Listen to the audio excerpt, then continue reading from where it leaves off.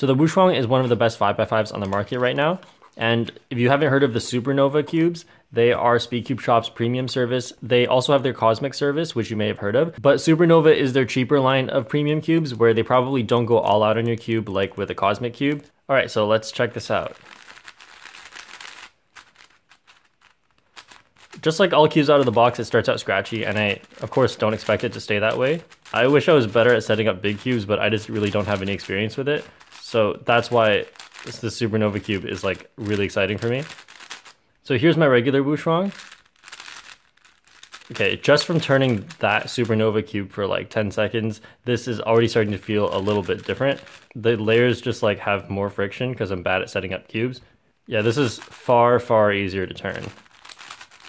So the turning on this is super smooth, and it's pretty much what I want out of a 5x5, and you can definitely feel the magnets on the outer layers, and on the inner layers it's a little bit less noticeable right now.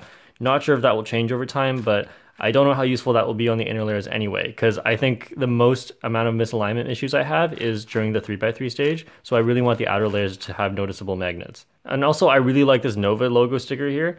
The Speedcube Shop Cosmic sticker, I feel like maybe if it just said Cosmic, I'd like it more, but I really like this Nova sticker. It's super simple. And this is already pretty fast. And normally when I get a Cosmic cube, it's pretty slow for a while because there's so much lube in it. And then with this one, I feel like it's like really good out of the box already. So I guess that's one really good thing about Supernova cubes. I found the same thing with the MF3RS2M, that just out of the box, it was already really good, while Cosmic cubes tend to take a lot of time to break in, but they also end up really good. So in competition, I do pretty poorly in 3x3, but what's kind of interesting is I got a 123 average in the last competition, like the one before this weekend, for 5x5, and I averaged 8 seconds above that. So with this competition, I managed to bring my global average down to 123, which means I had like a 50% chance of being able to beat that. And then in competition, I got a 116 average. And then I didn't manage to make third place, but then they added an extra round of 5x5, and then I made third place. I got a 114 average, which actually beats my at-home PB average, and that's just nuts. I didn't think I'd be able to do that. Anyway, in 3x3, I've been like switching around the cube that I use a lot. I managed to get a decent average this comp, but the point is,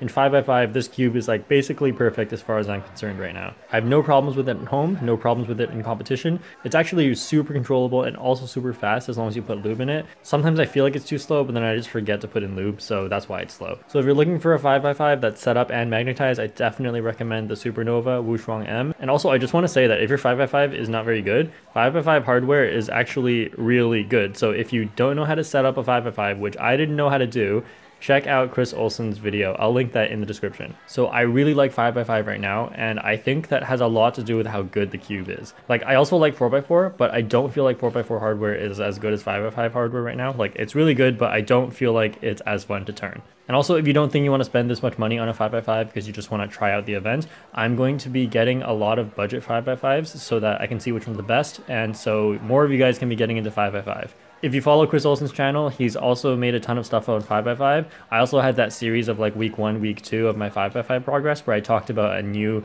tip every week. So I feel like right now is like the best time to learn 5x5. There's so many resources. Alright, so thanks for watching, and I didn't actually record editing my own selves this competition because I really just wanted to do well and not focus on the recording part, but thanks to my friend here for recording it. Alright, so that's it for this video. See you guys all next time.